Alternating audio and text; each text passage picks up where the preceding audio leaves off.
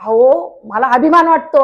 यांनी षडयंत्र रचलं म्हणजे एका बाईसाठी षडयंत्र रचावं लागलं यांना. बरोबर आहे की नाही? पक्षासारखे आपण मशीनला दोष देणार नाही. दोष देणार आपण ज्या पार्टीत उभं राहिलो त्याच पार्टीने आपली लेवल केलेली होती.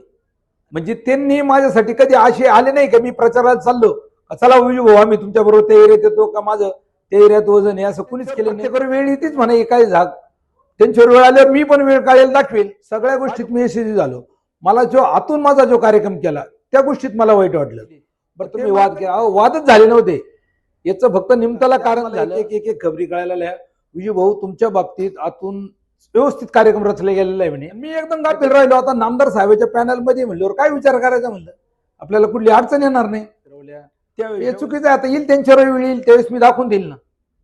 विरोधक समोर असताना मी चांगल्या मतांनी निवडून आलो.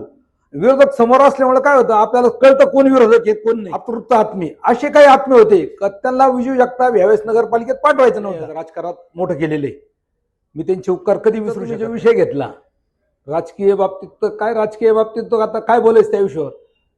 मी सगळे पद भोगवलेले. माझ्या वयाच्या मी तो 22 का 23 वर्षापासून नगरसेवक आहे. आणि माझ्या नेत्यांनी राधाकृष्ण विखे पाटलांनी मला या राजकारणात मोठं केलेलं आहे. मी त्यांचे उपकार कधी विसरू शकत नाही. म्हणजे मला आतापर्यंत 4 टर्म मी 2 टर्म पर्यंत होतो आणि ताई 2 टर्म मध्ये राहिल्या. मी उपनगराध्यक्ष झालो त्या नगराध्यक्ष झाल्या. पदाच्या बाबतीत मला कुठल्या बाबतीत मी नाराज नाही. पण ह्या वेळेस काय झालंय राजकारण विलक्षणला उभं असताना मला आता असं वाटलं होतं एवढ्या मोठ्या पार्टीमध्ये उभं राहिले आपण. मागच्या वेळेस विरोधात राहून विरोधक तर समोर होते. विरोधक समोर असताना मी चांगल्या मतांनी निवडून आलो. विरोधक समोर असल्यामुळे काय होतं आपल्याला कळतं कोण विरोधक आहे कोण नाही. ते समोर समोर आपण लढत दिली चांगली. मला समोर कळत होतं आता प्रशांत आहे प्रशांत माझा विरोधकच आहे. पण ह्यावेळेस काय आलं गुपित राहिलं. ते आपण म्हणतो ना कोणते आत्मे म्हणतो आपण त्यांना अतृप्त आत्मे असे काही आत्मे होते त्यांना विजू जगताप यावेळेस नगरपालिकेत पाठवायचं नव्हता. आणि मी एकदम गाफील राहिलो. आता नामदार साहेबांच्या पॅनल मध्ये म्हणल्यावर काय विचार करायचा म्हणलं आपल्याला कुठली अडचण येणार नाही. त्या हिशोबावर मी राजकारणात म्हणजे जनतेशी भेटीगाठी आमच्या दोघांच्या चालू होत्या. कार्यकर्त्यांशी भेटीगाठी चालू होत्या. मी राजकारणात कार्यकर्त्यांपर्यंत किंवा मतदारांपर्यंत पोचायसाठी मी कुठंच कमी नाही पडलो. सगळ्या गोष्टीत मी यशस्वी झालो. मला जो आतून माझा जो कार्यक्रम केला त्या गोष्टीत मला वाईट वाटलं. बरं ते मला कधी कळालं मतदान झाल्यानंतर जो मध्ये गॅप पडला त्यात मला एक एक खबरी कळायला विजू भाऊ तुमच्या बाबतीत आतून व्यवस्थित कार्यक्रम रचले गेलेला आहे म्हणे. नाही तर तुम्हाला विलक्षण इतकं सोपं होतं. कारण आम्ही नंतर मध्ये वोटिंगला झाल्यानंतर मध्ये 8 दिवस जो गॅप पडला आणि वार्ड वाईज गेलो कार्यकर्त्यांना भेटलो. प्रत्येकाने आम्हाला चांगलं सांगितलं भाऊ कुठली अडचण नाही आपल्या सीटाला प्रॉब्लेम येणार नाही आणि ताईचं काम एवढं चांगलं आहे तुम्ही 20 वर्षापासून जनतेत आहे तुम्हाला कधी आवाज द्या तुम्ही जे कार्यकर्त्यांसाठी जनतेसाठी हजर आहे म्हणे. आणि ताई तर पहिल्यापासून महिलांसाठी हजर आहे. महिलांना इतकं वाईट वाटलं का महिलांनी घरोघरी येऊन सांगितलं का ताई आम्ही तुम्हालाच मतदान दिले तरी पण असं का झालं आपण तर काही बाकीच्या पक्षासारखे आपण मशीनला दोष देणार नाही. दोष देणारे आपण ज्या पार्टीत उभं राहिलो त्याच पार्टीने आपली लेवल केलेली आणि तेच लोक माझ्या विरोधात होते. म्हणजे त्यांनी माझ्यासाठी कधी असे आले नाही का मी प्रचारात चाललो चला विजू भाऊ आम्ही तुमच्या बरोबर त्या एरियात येतो का माझं त्या एरियात वजन आहे असं कुणीच केलं नाही. आणि त्यांना मधून जे करायचं त्यांनी जे केले फोन केले वाहन केले. नाही तर माझा वार्ड मला इतका व्यवस्थित होता. जनता माझ्या बरोबर होती. मला कुठलीही अडचण नव्हती. तुम्ही आज मला जो प्रश्न विचारला त्याच्यामुळे मला उत्तर द्यायची वेळ आली. तुमची अजून काही शंका असेल तर विचारा. हो बरोबर. कारण मी मागचं इलेक्शन मला लक्षात आलं ना. मागच्या इलेक्शनला मी विरोधात राहून चांगल्या मताधिक्याने निवडून आलो. जनता त्यावेळेस माझ्या बरोबर होती. मोठमोठे नेते माझ्या विरोधात होते तरी मला प्रॉब्लेम नाही आला. ह्यावेळेस असा का प्रॉब्लेम आला असं व्हायलाच नको होतं. आणि जे आत्मे आता त्यांच्यावर प्रत्येकावर वेळ येतेच म्हणा काय झाग त्यांच्यावर वेळ आल्यावर मी पण वेळ काढायला दाखवेल. माझ्याकडून त्यांना मी 2दा दाखवून झालेले. ज्यावेळेस मला त्यांनी एकदा त्रास दिला त्याच्यावर मी 2दा त्याला दाखवून दिले. निवडून आले मी नगराध्यक्ष एकदा झालेले. ज्यांनी मला त्रास दिला त्यांनी सांगितलं होतं तुला होऊ देणार नाही तिथे मी होऊन दाखवलं. तशी आता काय दिवस लय लांब नाही ना दिसतीलच ना. स्वप्न आहेच ती एका जत्रेने देव म्हातारा होत नाही. खरं आहे ना. वेळ आल्यावर आपण दाखवणारच आहे. कारण सगळ्या गावात चर्चा होत होती की अनिताताई जगताप पडू शकत नाही. त्यांचं वाढ इतकं सॉफ्ट आहे त्यांचं कामच चांगलं होतं ना. अहो काम नसलं ना एकदम अचानक उमेदवारी केली मग आल्यान आता लोक जनतेने ते माझं काहीतरी मध्ये चर्चा केली का तुम्ही वाद केला. वादच झाले नव्हते. याचं फक्त निमताला कारण झालं आणि अबू केला या माझे जे प्रेमाचे विरोधक जे होते त्यांनीच जास्त हे वाजवलं. त्याला काही पोलीस स्टेशनला पाठवलं, समोर त्याला तू कंप्लेंट कर, त्याच्या FIR काय घेतल्या त्या व्हॉट्सअपला फिरवल्या. हे चुकीचं आहे. आता येईल त्यांच्यावर वेळ येईल त्यावेळेस मी दाखवून देईल ना. एकदम विचित्र राजकारण झालं. 22 वर्षापूर्वीचं राजकारण. मतदारांना त्यावेळेस आम्ही समोरासमोर भेटायचो, तो मतदार एकदम खुशीत राहायचे, मतदार एकदम मोकळं बोलायचे, कोणला मतदान करणार कोणला नाही, जनता एकदम मन मोकळे बोलत होते. आताच राजकारण इतकं विचित्र झालंय. म्हणजे त्याच्यावर मी 2 इलेक्शन लढले, दोन्ही इलेक्शन पर्यंत राजकारण व्यवस्थित होतं. तिसऱ्या इलेक्शन पासून शिर्डीतलं राजकारण एकदम खराब झालंय. म्हणजे जे अपेक्षा होती शिर्डीकरांना तशी काय राहिलेली नाही.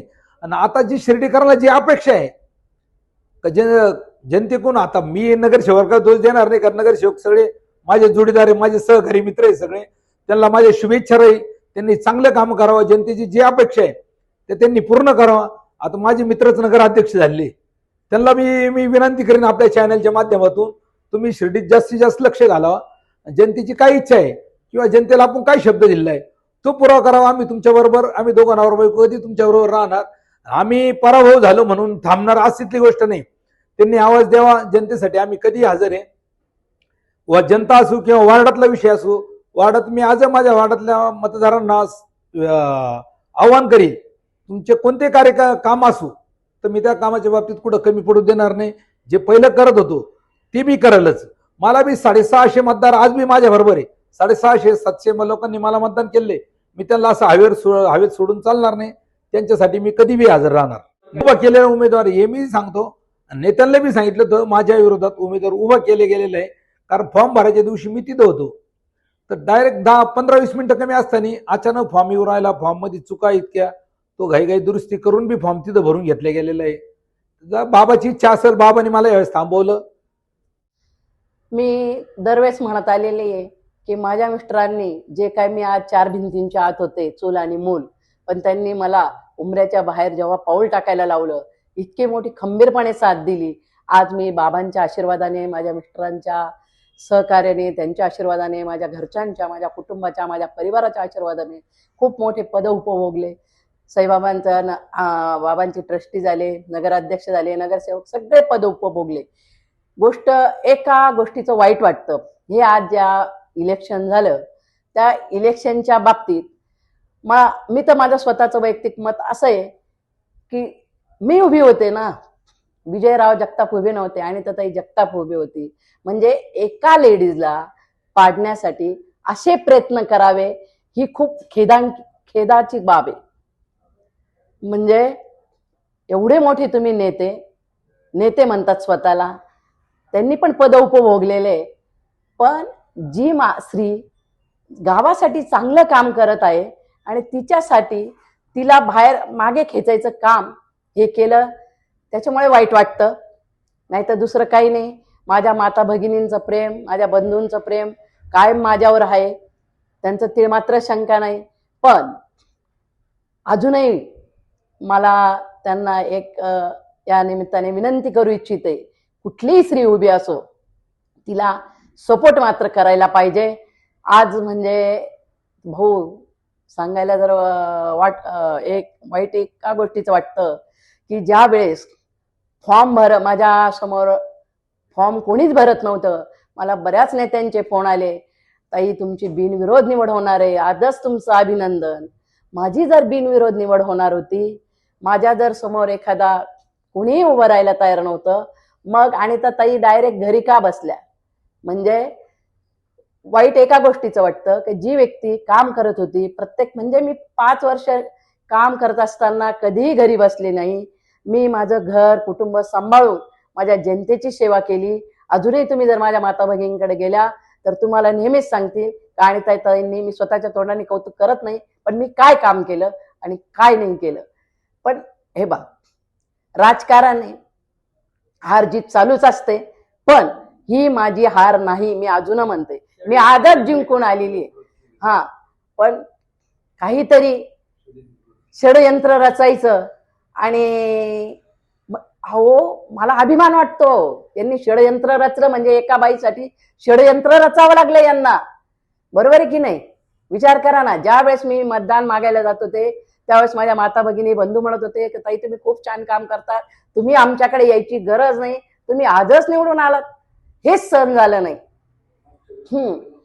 आणि अहोरात्र म्हणजे प्रत्येक गोष्टीचं 24 तास माझा मोबाईल आणि माझ्या मिस्टरांचा मोबाईल चालू असायचा. मी माझ्या माता भगिनींना नेहमीच म्हणायचे, जोपर्यंत श्वास चालू राहील तोपर्यंत मी तुमची सेवा. ज्यांनी माझ्यावर जे षडयंत्र रचले ते षडयंत्र साईबाबांच्या पवित्र भूमीत रचले गेले. पण बाबांचं असं आहे, साईबाबा नेहमी म्हणत राहतात श्रद्धा आणि सबुरी ठेवा. मी आणि माझ्या मिस्टरांनी श्रद्धा सबुरी ठेवलेली आहे. आणि ज्यांनी काही हे षडयंत्र रचलेलं आहे त्यांना बाबा त्यांच्या पद्धतीने दाखवून देतील. पराभव हा झालेला नाही. मी अजून म्हणते मी पराभव झालेला नाही असंच मी मानते. आणि माझ्या माता भगिनींची शिर्डी शहराच्या ज्या माझे बंधू भगिनी आहे त्यांचे मी काम करत राहणार यात ते मात्र शंका. माझ्या बंधू आणि माता भगिनींचे मी मनापासून आभार मानते. त्यांनी मला मतदान केलं त्यांचे खूप मी मनापासून आभार मानते. ज्यांनी मला मतदान केलं नाही त्यांचं पण मनापासून आभार मानते. धन्यवाद. जय हिंद, जय महाराष्ट्र. नमस्कार. श्री साईबाबांच्या पावनभूमीत तुमचे हक्काचे आणि सुरक्षित घर घेण्याची सुवर्ण संधी चालून आली आहे. आम्ही घेऊन आलो आहोत साई आनंद पार्क.